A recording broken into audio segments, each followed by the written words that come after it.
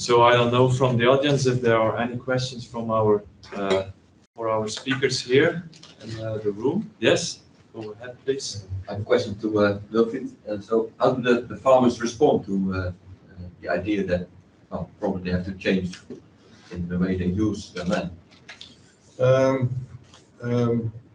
What our goal was that what we found in the area, in the soil, and with our cartering the soil, that there was more peat than we expected. So we brought that information to the farmers, and they shook up a little bit because they knew there was peat in the ground, but that was so thick, and that for the future was a problem. So we have brought up that discussion in the field, and with that, and also with climate change and biodiversity, and the European what they have to do with more biodiversity in the field, that could be combined, and that's the process that we are going together in. It's not that we are saying that is the way, but we are looking both for the future and what is the way we have to go together. But they understand the urgency of doing something, so that they understand we can't grow potatoes for another 50 years. But yeah, because of all that information now, they understand that it's all combined with each other, and that they have to look at their business plan in another way. And the problem that they have is more that they want certainty for the future. That on a certain time is a choice that we have to make with each other, with the province, with the municipalities, with the farmers, and our board. Okay. Are there any other questions for Wilfried? Yeah. Yeah, so Okay. I also have a question for Wilfried. You said that part of the area you let go. You accept that the peat will oxidate. What kind of thick layer are you talking about?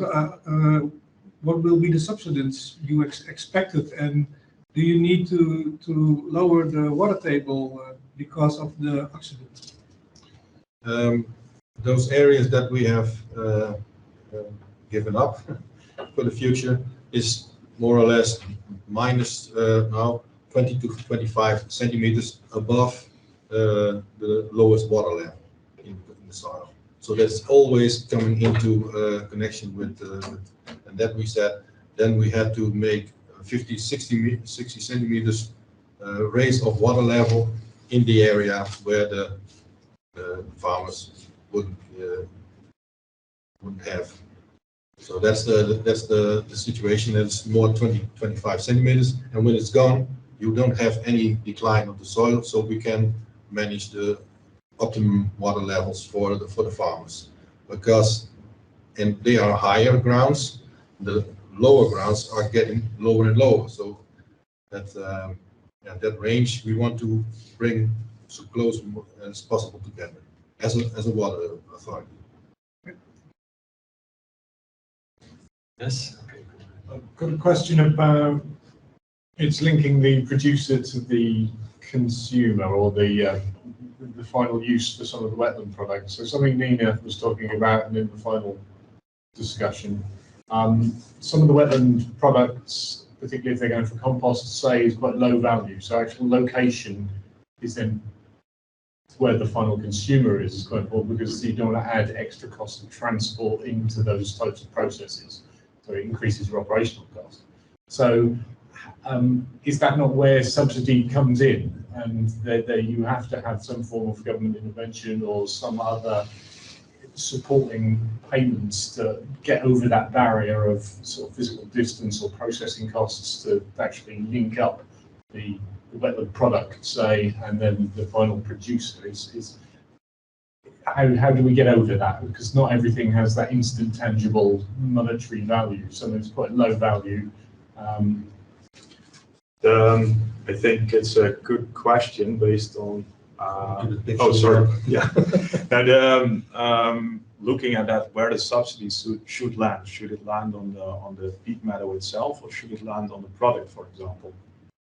I know, for example, from the oyster mushrooms, there is also always a tendency or a good story about spent coffee grounds using to produce oyster mushrooms.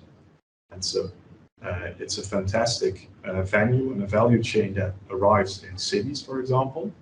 But once you go to a more professional way of doing that, you encounter some difficulties. However, if you're able to receive a higher price from the market for those oyster mushrooms or the products you make because you are using the spent coffee grounds, it's easier for new growers to start with it. I think, my personal opinion, for peatland products, that would be the same. If you, let's say, promote the usage of the products itself, then farmers and agricultural entrepreneurs, so that's what I always like to call them, will find a way to provide the products. And they will do that as efficient as possible. And if you start with subsidizing on the forehand, you will block innovation, I think. Okay, thank you. In our situation and the smaller areas is not big enough for lots of hectares. So it has to be a product that they can use in their own, bring it back into their own fields as an organic matter, or that is some revenue. And basically what we see in our project at the moment, for example, willow trees, yes, the easiest way is to compose them, for example. But when the market pulls on new products, it could arrive at a situation where you are delivering the willows to a processing plant close by to arrive at a product that actually creates a margin. There are more places that they have that can bring the smaller areas together in one plant. Yeah. Okay. Yeah. Okay, yes, go ahead. Okay, yeah. I have a question to Nina Reuring. She talks about redefining established understandings of farmer roles and identities. Sorry, wrong order. Thank you, Nina, for your presentation. Could you elaborate who you consider are predominantly accountable? Who should redefine the established understanding of farmer roles? So how do you look at this from a system view? Yes, thank you, Loes. I hope you can hear me. So I didn't quite get the last part of your question. Was that who should redefine these roles? Yeah, I mean, there are many people, of course, who could be redefining, but who do you think are most important in such transition processes and getting public engagement? Well, of course, I think the farmers themselves, because it is them on the ground that do the work. So, you know, what I wanted to say with this is that it is a very that we're asking a lot of them, and policy will probably ask a lot of them in asking them to change what they've been doing and maybe what generations before them have been done, and looking also at very maybe traditional ways of dealing with the land. So it is just taking into account that that this is something that touches very deeply maybe on the identities of people. And with this, we just need to involve people that actually have the knowledge on what is happening on the peatlands, what is at stake, what is happening with drainage, and what are the alternative uses, and what good is it, to from that point and from the knowledge that we can share with farmers as well, to get that understanding of why maybe changes might be needed. But what I also think is that there are already farmers, you know, in the industry that maybe have taken that change and have already made changes to their farming systems anyway, to make them, to increase the environmental performance and so on.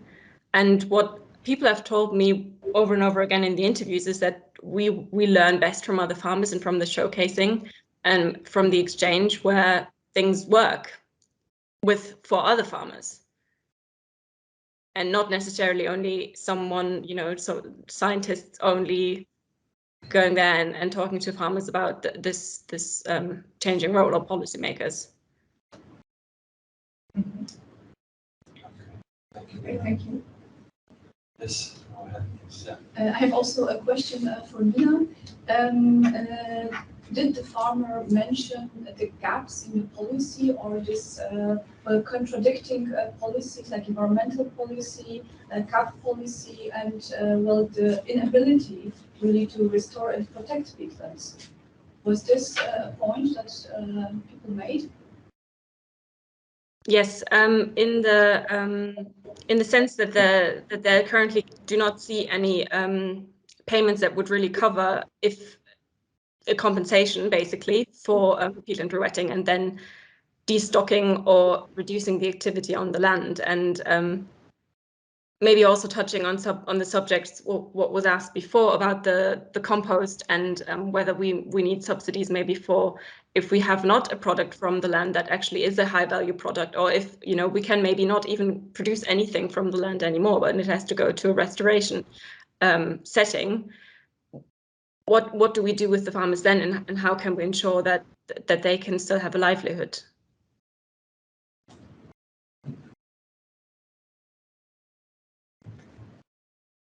Any other questions? Yeah. Yes, I have a question for Bert. We heard the presentation of Nina and of Job, and I was wondering you can't say everything about your research here yet, but how does this how does it become in practice this thing about searching for new products, searching for new economic strategies? How do you see that in, for example, Oldenbarneveld? How does it land? It's kind of concepts. Well, there is so much activity, as I said, more in minds of people and more in their discussions than yet in practice. But there is a great involvement and a great sense of being heard, and which is very important for this whole process of resistance and support. If people really have the feeling that they are being heard, if they read their comments back in the reports that are being published by the province and the water board, then this is of course a great help.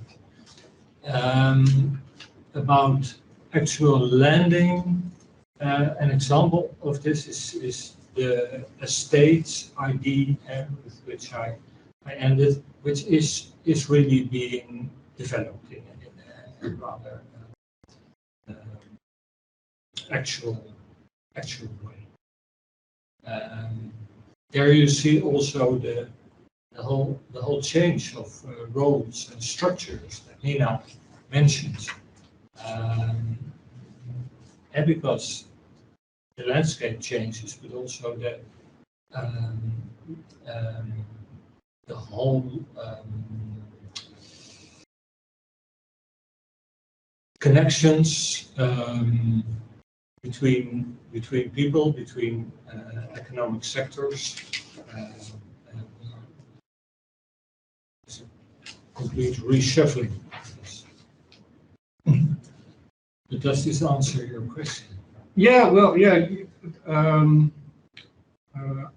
I've worked with peatlands quite some years, and what I see is that, for instance, dairy farmers are finding it very hard to look at new business models because, well, this is what they used to do, and not producing TIFA, for instance. So that's what I see in practice. So there's a gap between those, and so that's how open are people now, for instance, in Oldenbarneveld for new ideas about, for instance, TIFA or other products or whatever.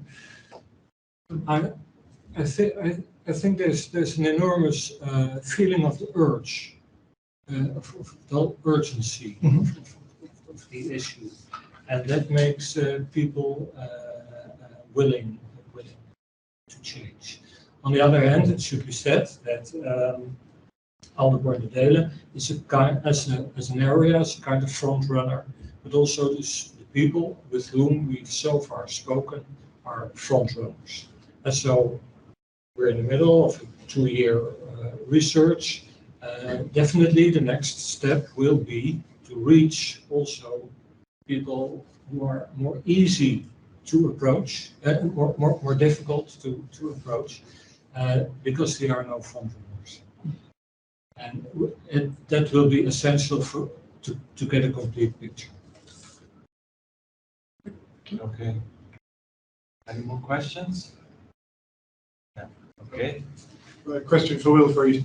In your discussions with farmers, did you have any situations where one farmer was on say a peat soil and another farmer was on a more favourable soil for a higher value product? How did they feel if their only box was the cattail box? They could, only realistically have cattail as a product and still have high water levels and low greenhouse gas emissions. Did they feel more aggrieved, more resistance than the farmer who was on a different soil? How did that happen? Is that We have a pilot area with lots of farmers and a room full of farmers with lots of discussion.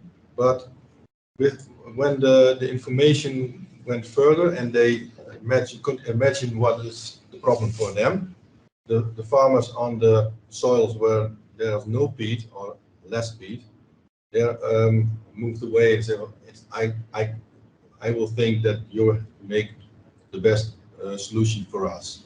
But the farmers stayed with the peat, and that's a smaller group, and that's the group where we now are trying to find the alternatives for their company, their farm. So they organised it, and they found solutions. They stayed at the table. They wanted to discuss with us and our partners and the province, the municipality, the LTO, the farmer organizations, and also nature reserve is at the table. Because it can be a new solution that the small places are going to nature, but they are part of their farm, and they get revenues from that, and the biodiversity is what they bring to the landscape. So that's a search for how you use that in their land, because they have, for example, 10 hectares, one parcel, and in the corner or in the middle there is that peat. Then you have to box that as a new, and you make more revenues around that. But in the middle is some kind of landscaping, nature, cattail, willow. Yeah, I was thinking also about, did you also look at the wetting or the influence of the water level on the arable crops too? You are immediately thinking of alternatives on polyculture, but do you also look at what is the influence of the raising water level on the crop yield, for example, as a first step before looking at alternatives through polyculture? Because that's quite drastic for me if I think about it as an agriculture or as a farmer. The way to go, as usual, lowering the water level. We say we don't do that anymore. And for some areas, it could be that we are saying you have to raise the water level. Yeah, and in that case, do you look at what is the influence on the crop yields of the arable? Yeah. Okay, that's the first step. Also in account taking that the drought years and the climate change is also bringing more the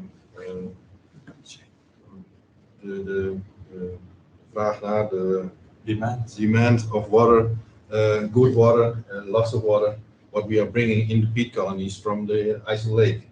And there's also hold to that in the future. So you have to salute, the solution has to be also in the areas itself. Because Maybe we have, sorry, maybe you have to check the chat because there's a red dot there, so there should be some activity in Questions in the chat. Yeah, I don't know. Questions, but you must speak. Okay, yes, there are. Yeah, you're right. We're still waiting, yeah. Yeah, Excuse me. it's about, Okay. it's about public support, huh, so that's- go to the top. So what do you mean by the conservation method being influenced then? I don't know for who is the question. Probably for me. Yeah. That's basically a cost perspective. If you are in paludiculture, you have a wet crop mainly. And if you want to use that all year long, you have to dry it or either have to ferment it to a situation where you can use it all year long. So that's a tremendous cost and also could cause extra greenhouse gas emissions during the drying process. Okay, there are two more questions.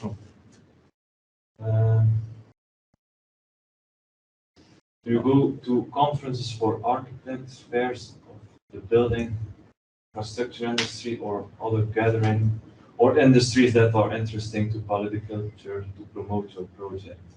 Yes. No, our project team goes to those, is working closely together with architects, building constructions, conferences, etc. It's mainly my colleagues from sales who go there, and I'm on the, let's say, processing side. So we make sure that when a test is scheduled, that the crop arrives in a way that the people who want to build something with it can actually process it and use it.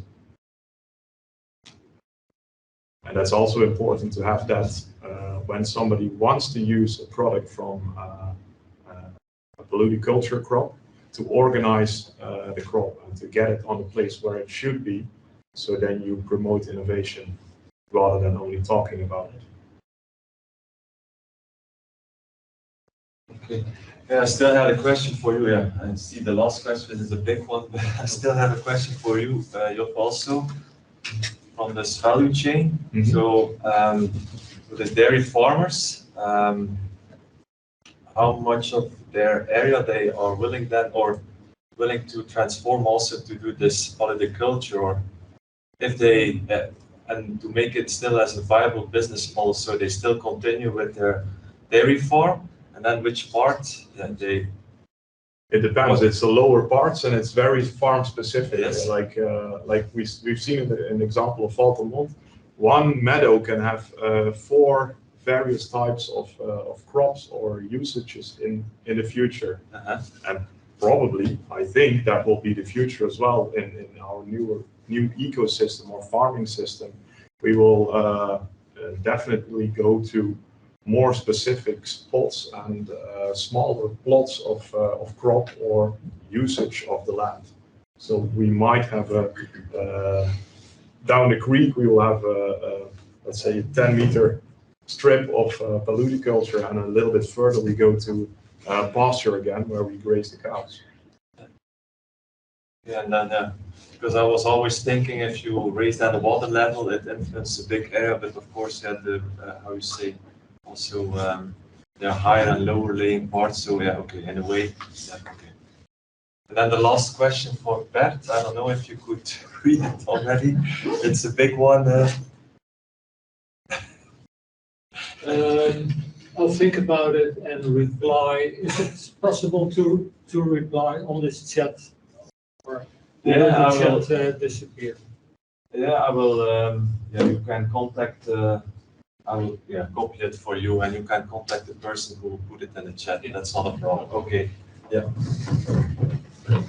Okay, we nearly come to an end, and we would like to thank our speakers again.